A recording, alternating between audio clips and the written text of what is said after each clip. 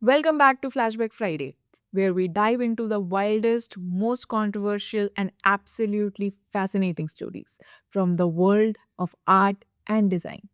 It's art history with edge, raw, real, and never boring. Subscribe if you haven't already, because today we are talking about M.F. Hussain, the man who painted India's soul, started revolutions on canvas, and faced death threats for his art. Let's go. So, here's the thing about M.F. Hussain. If you don't know his work, you definitely know his impact. He's literally called the Picasso of India. And honestly, he earned that title 10 times over. Born in Maharashtra, as a child, Hussain studied calligraphy, which became super important to his artistic language later. But here's the plot twist. He dropped out of art school. Yeah, the most celebrated Indian artist of the 20th century never finished the formal training. Instead, he started painting cinema hoardings, designing toys, and basically surviving as an artist on the streets of Mumbai.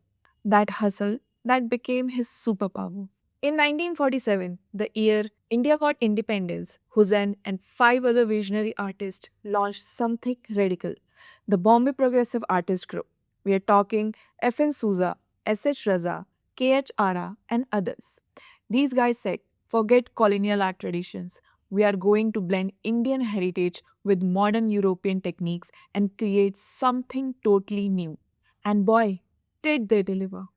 Hussein's early work was magnetic, bold, earthy colors, expressive brushwork. He painted everything: Gandhi, Mother Teresa, British Raj, rural India, urban chaos, mythology.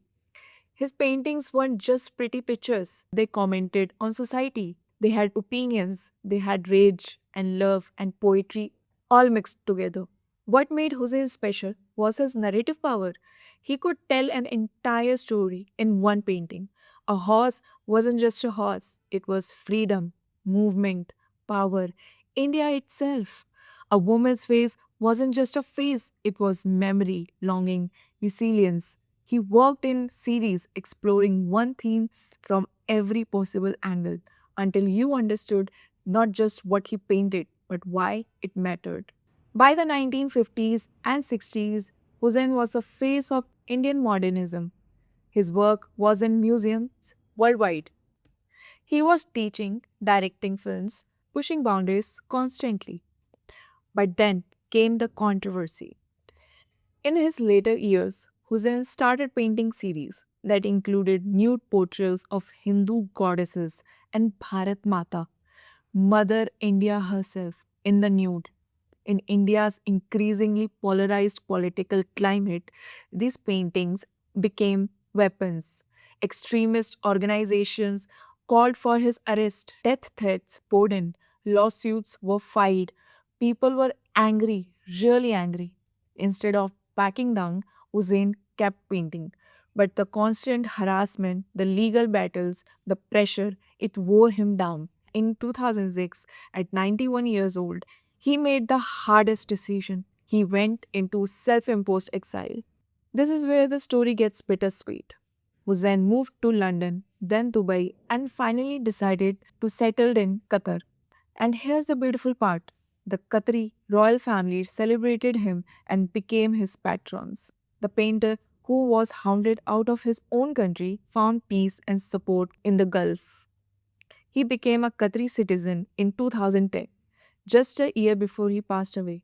But wait, the story doesn't end there, because in 2025, something wild happened. A painting by Hussein, untitled painting by Hussein, later called Gram Yatra, was discovered in a Norwegian hospital. It had been sitting there for 70 years, hidden away in a neuroscience corridor, unseen by the world. This wasn't some sketch.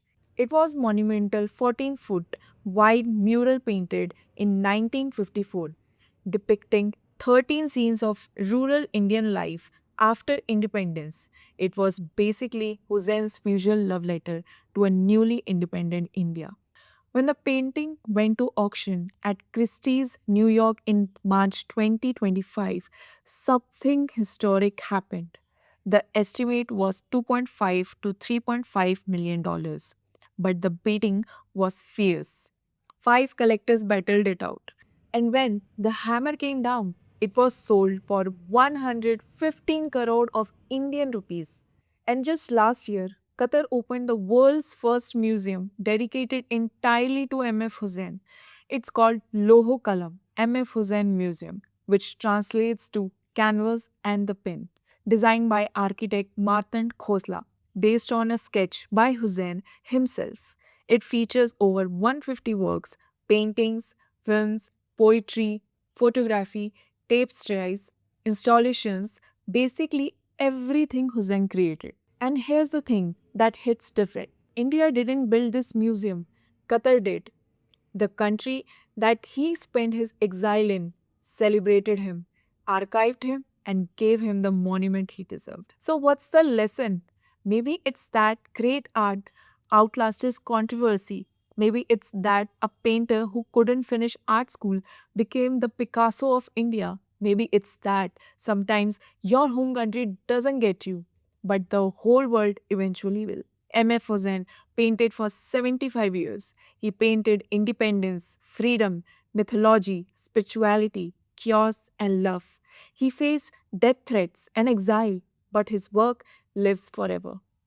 That's Flashback Friday, the life, art, and legacy of M.F. Hussain, the artist who refused to be silenced. If this story moved you, drop a comment. Tell us which controversial artist you think deserve better recognition and hit that subscribe button. New Flashback Friday every week, only on Art with a Beat. See you next time.